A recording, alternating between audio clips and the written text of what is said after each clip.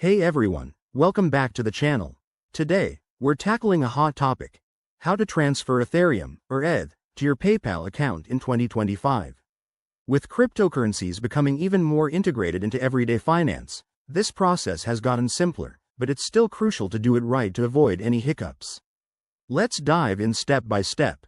First off, make sure you have an Ethereum wallet set up. By 2025, popular options like MetaMask or hardware wallets will be even more user-friendly. If you don't have one, download and secure it with a strong password and two-factor authentication. This is your gateway to managing your ETH. Next, you'll need to convert your ETH into a fiat currency, like USD, because PayPal doesn't directly accept cryptocurrencies yet, though rumors suggest that might change soon. Head to a reputable exchange such as Coinbase or Binance, which by 2025 will have faster processing and lower fees. Log in, select your ETH holdings, and initiate a sell order to convert it to USD. Once your funds are in USD on the exchange, withdraw them to your linked bank account. This step usually takes 1 to 3 business days, so be patient. Now, here's where PayPal comes in. Transfer the USD from your bank to your PayPal account.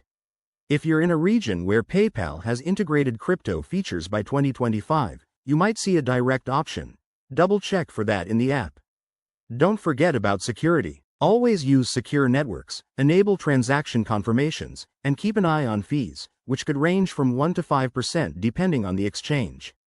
Also, stay updated on regulations, as crypto laws might vary by country in 2025.